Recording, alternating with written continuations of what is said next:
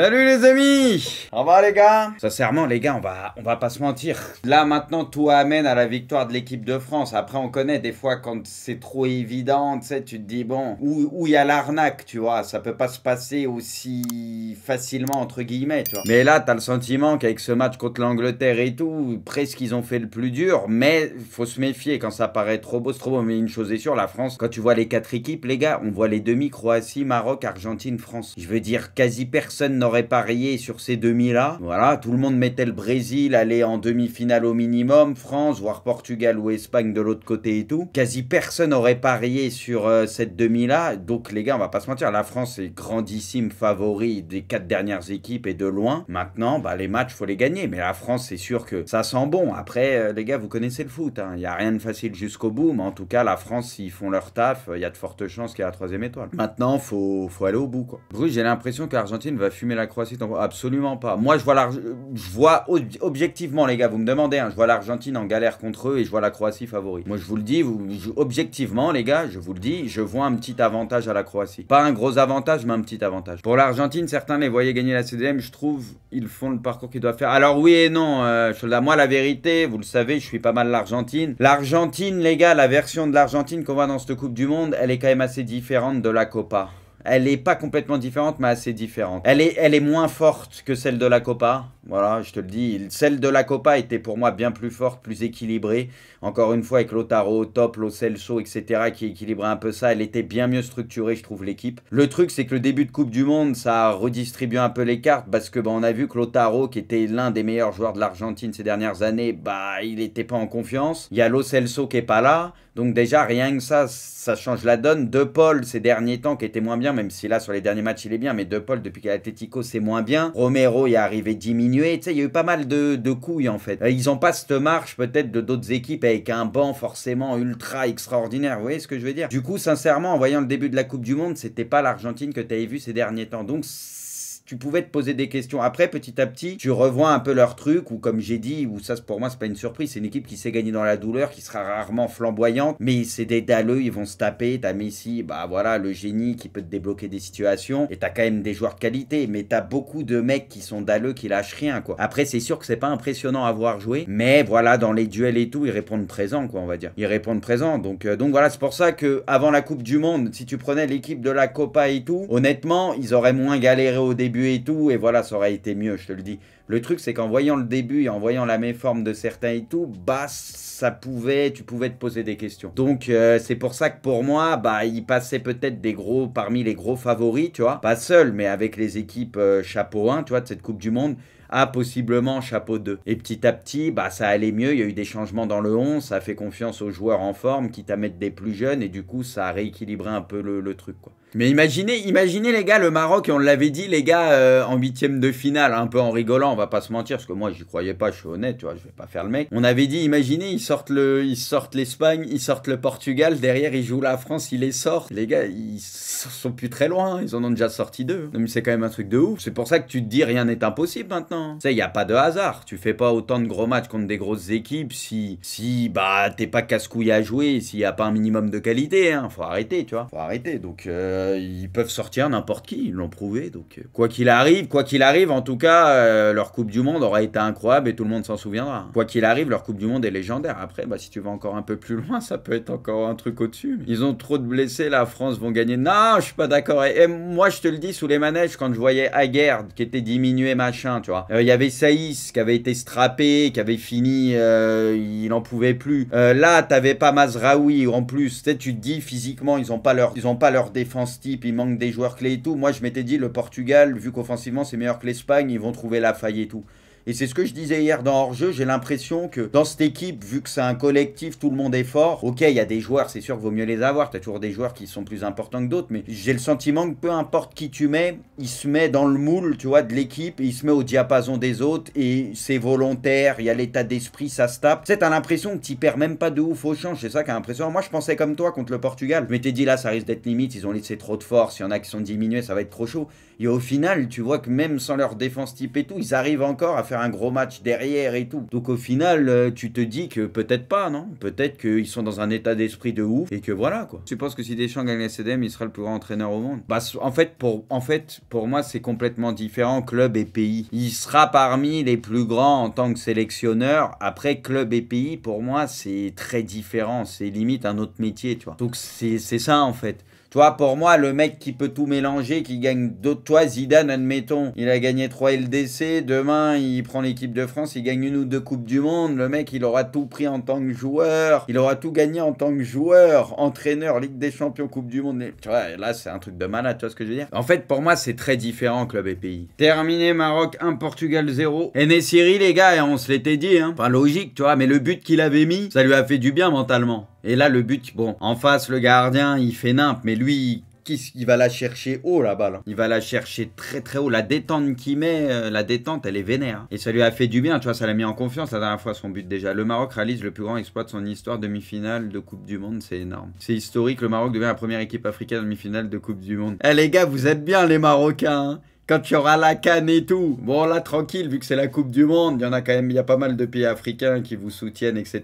Tu vois. Mais quand il y a la CAN, on sait qu'il y a les rivalités qui vont ressortir et tout, mais vous pourrez même plus vous faire tailler. S'il y a quelqu'un qui vous taille, seule équipe africaine, dernier carré, mais de la Coupe du Monde, tu vois. Vous êtes bien sur ça, les gars. Ah, vous serez peinards, ma parole, personne pourra rien vous dire. Cristiano ne gagnera donc jamais la Coupe du Monde. Après la Coupe du Monde, c'est dur. Hein. C'est dur à gagner. Hein. Tu peux être l'un des plus grands joueurs et voilà. Hein. Non mais c'est la Coupe du Monde, les gars, c'est très dur à gagner. Hein. Il faut être dans la bonne sélection. On va pas se mentir, les gars. Depuis une vingtaine d'années, si t'étais français ou espagnol, t'étais royal, les gars. C'était la période. À un moment, l'Espagne, ils ont tout raflé sur une courte durée, Euro, 2 euros, Coupe du Monde. Et la France, fallait être français ou espagnol si tu voulais avoir une grande chance, les gars, de tout rafler. Hein. C'est pour ça que le Portugal, ils ont eu des générations où des fois ça a été bien, des fois un peu moins bien, tu vois, ça dépend, faut que tout soit réuni, quoi. Ou allemand, ouais, mais allemand, ils ont pris une Coupe du Monde. Après, tu me diras, ils avaient fait finale aussi contre le Brésil, ouais, mais moindre mesure quand même, l'Allemagne. Ils ont pris, oui, mais ils ont pris une Coupe du Monde. Mais je veux dire, les deux nations qui ont le plus dominé, c'est France, voilà, sur la vingtaine, c'est France, large, et Espagne, quoi. Ah ouais, cette scène, les gars, elle m'a buté.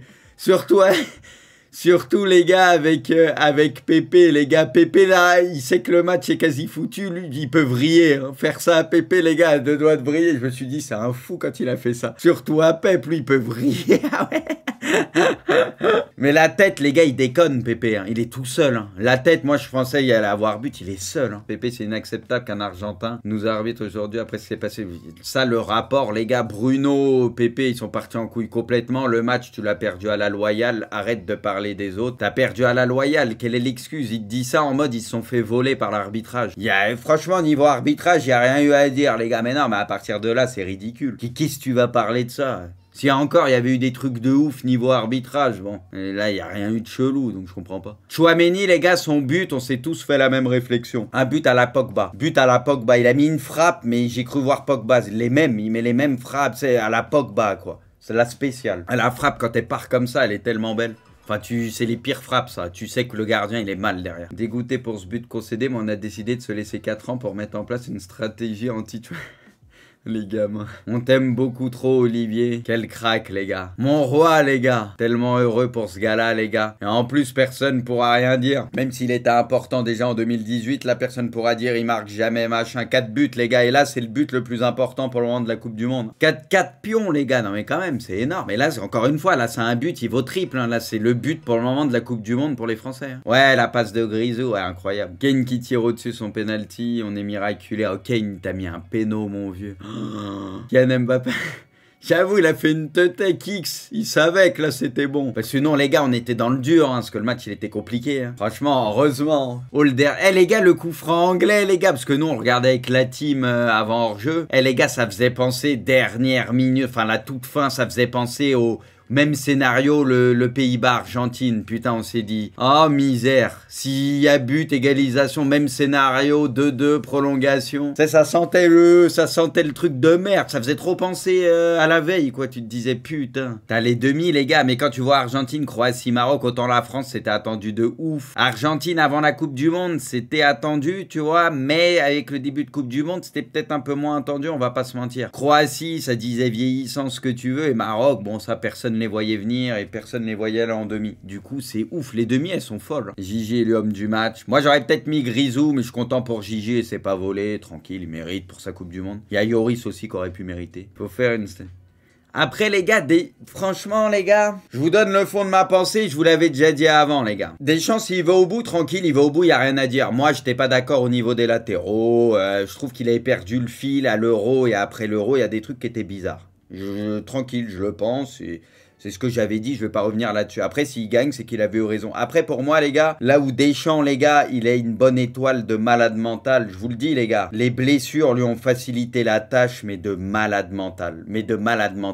Parce que tout le monde voulait voir Nkunku à la place de Griezmann, ça allait mettre une pression sur Griezmann. Au final, Griezmann, il te pond une Coupe du Monde de malade mental, la question se pose plus. Benzema qui aurait dû être titulaire, non mais c'est vrai, Benzema qui aurait dû être titulaire. Et du coup, on sait que la répartition Griezmann, on l'aurait sûrement moins vu, etc. On aurait un moins bon Griezmann, Giroud aurait pas été titulaire et il fait une bonne Coupe du Monde. Non mais je sais pas si vous voyez ce que je veux dire. Lucas Hernandez qui était mis titulaire à gauche, bon même s'il fait pas une Coupe du Monde parfaite, mais il fait le taf, il se pète, son frère le remplace. Enfin j'ai le sentiment que tout, tu vois, est écrit pour Deschamps. Vraiment pour simplifier les choses. C'est qu'en fait ça a simplifié les choses. Je sais pas si vous voyez ce que je veux dire. La répartition des rôles, le 11 il est devenu limpide. Il n'y avait même plus de questions à se poser, c'est ça que je veux dire. Encore une fois, vous savez que je kiffe Benzema et tout, les gars. Pour moi, c'est un crack. Mais ce que je veux dire, c'est que la répartition des tâches et du 11, tout est devenu plus simple. Il n'y avait même plus de questions à se poser, en fait. Plus le choix, en fait, bah ouais, il n'y avait plus de questions à se poser. Et même pour les joueurs, la répartition était plus simple. Parce que Mbappé, on sait que si tu lui voles un peu la vedette, c'est il a un ego quand même qui est surdimensionné, tu vois. Et Benzema, c'est peut-être le seul qui pouvait lui voler un peu la vedette, etc. Tu vois. Donc là, Mbappé, c'est la star de l'équipe. Tranquille, il y en a un qui est au-dessus, c'est la star de l'équipe. Giroud, il est un peu dans l'ombre, mais on sait il va faire ses stats. Lui, il fait un Griezmann, il retrouve un peu plus d'influence dans le jeu et il brille, etc. Et ainsi de suite, tu vois. C'est en ce sens que je dis ça, tout est simple à gérer en fait. L'équipe de France, c'est n'importe quoi. 4 demi-finales de Coupe du Monde sur les 7. Bah c'est même potentiellement 4 finales si là ils arrivent à se requalifier en finale. C'est ça qui est ouf quoi. Ils ont inventé le football, on va leur montrer comment ils jouent. Kylian Mbappé est à 2 matchs de soulever sa 2e Coupe du Monde. Bon, ça c'est ouf. Lui pour le coup les gars, il peut faire une pelée. Hein. À prendre 3 Coupes du Monde, vu la génération française et tout, tu peux en prendre 3. Hein. Si jamais il prend celle-là, il sera bien parti pour en prendre 3. Hein. Parce que là l'équipe de France sera encore là, sûrement la meilleure équipe. C'est la meilleure depuis un moment. Donc il est bien, il a commencé il l'a gagné très tôt sa première, du coup il est dans les clous. Quel est le meilleur match de cette Coupe du Monde pour l'instant? Bah celui-là, hein. Après, le Pays-Bas-Argentine, en vrai, c'est pour le suspense où il s'est passé des dingueries, tu vois aussi. Il y a celui-là quand même, celui-là était pas mal. En termes de niveau, celui-là était vénère. Rice, à part leurs 2 buts, je ne me souviens pas de les avoir vus être créatifs. À mon avis, la meilleure équipe a perdu et ça prouve notre niveau. Bon, là, non mais forcément les gars, on va dire que ça, il y a le seum et tout. Objectivement les gars, moi vous me connaissez, je suis toujours objectif. Pour moi, l'Angleterre était légèrement au-dessus de nous sur l'ensemble du match. C'est mon sentiment aussi. Après, c'est pas pour ça que tu gagnes, faut savoir gagner. Quand tu perds, bah t'as forcément eu tort et voilà. Mais après, moi, objectivement, les gars, j'ai trouvé les Anglais légèrement au-dessus de nous, je suis honnête. Après, t'as pas gagné, hein. Harry Kane absolument dégoûté, on a tout donné, ça se joue un petit détail dont j'assume la responsabilité. Il n'y a pas à s'en cacher, ça fait mal et il faudra du temps pour s'en remettre. Mais ça, tu vois, il parle très bien, tu vois. Là, Kane, rien à dire, pas de seum, il assume, il a eu son pays. Il fait un très, franchement, Kane, il fait un très gros match. Il rate un péno, mais il fait son match. Sincèrement, pour moi, c'est même pas lui que tu peux blâmer côté anglais.